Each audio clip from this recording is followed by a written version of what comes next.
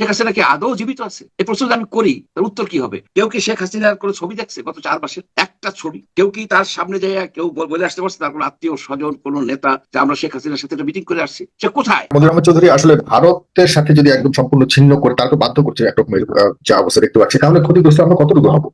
আর দ্বিতীয়ত হলো, প্রতিবেশী তো প্রতিবেশীর মতো আচরণ করতে হয়। প্রতিবেশী যখন খারাপ হয়ে যায়, আমরা তো আমাদের একই বাড়ি, একসাথেই দেখা যাচ্ছে সারা জীবন থেকেছি, তারপর দেখা যাচ্ছে যখন কোনো একটা সমস্যা হয়ে যায় মাঝখানে দেখা যাচ্ছে দেয়াল তুলে দেওয়া, দীর্ঘ দিনের চেনা পরিবারের সাথেও দেখা যাচ্ছে যে বিচ্ছিন্ন হয়ে যায় শুধুমাত্র শান্তির জন্য। আমরা ওই পর্যায়ে যেতে চাচ্ছি না। এতে কি মনে করেন না ভারতের কারণে ভারত নিজে ক্ষতিগ্রস্ত?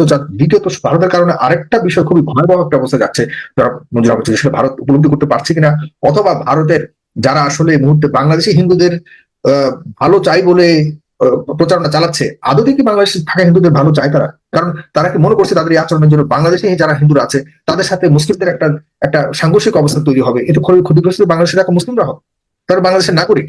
এতে কি আপনি মনে করেন না যে একটা নতুন করে সংকট তৈরি হচ্ছে? বাংলাদেশি মুসলিমরা হিন্দুরাও কি এগুলি বুঝে অনুধাবন করে? কি মনে হয় আপনার কাছে, ডক্টর মঞ্জুর আহমদ চৌধুরী? সবাই করে না, সবাই করে না। অ্যাকচুয়ালি আপনি দেখেন যে বিএনপিতে বেশ কিছু সনাতনী ধর্মাবলম্বী আছেন, তারা অনেক বড় পোস্টে আছে, নাম দিচ্ছি না। তারা কিন্তু জোরালো ভাবে বলতে পারেন যে যে কথাগুলি ভারতীয় মিডিয়া বলছে সে কথাগুলি সঠিক না, এটা তারা তুলে ধরতে পারতেন। কিন্তু আমি যতদূর দেখেছি কোনো খুব একটা এই যে রানা দাস গুপ্ত, হিন্দু মুসলিম বৌদ্ধ ঐক্য পরিষদ, তো ওনার তো একটা দায়িত্ব আছে যে এইখানে আসল পিকচারটা তুলে ধরা। ওনারা কিন্তু সেটা তুলছেন না। হয়তো তারা ইনফ্লুয়েসড হয়, ভারত তারা ইনফ্লুয়েসড হয় এটা।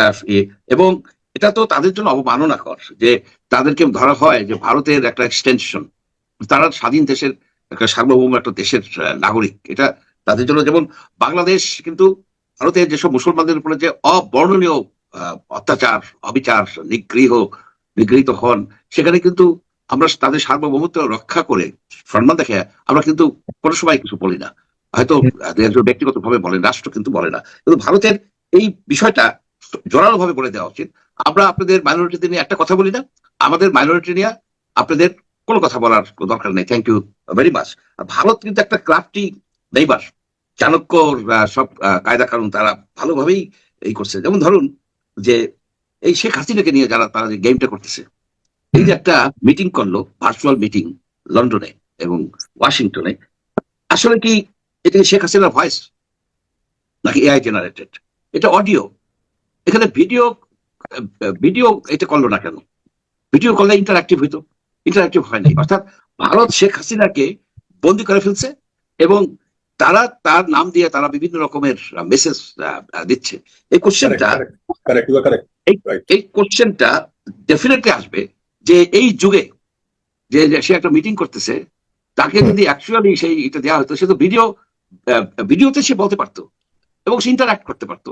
এটা ন্যাচারালি শেখ হাসিনা একজন একটা পলিটিক্যাল লিডার, সে তো চাবে তার লোকজনের সাথে এই যোগাযোগ করা। যেমন তারেক রহমান প্রতিনিয়ত করছেন, ওনাকে দেওয়া হয়নি কেন? এই প্রশ্নটা কিন্তু আওয়ামী লীগের কেউ করে না। তা আমার ধারণা, আমার একটা কোশ্চেন, মানে একটা সন্দেহ আসলো, শেখ হাসিনা কি আদৌ জীবিত আছে?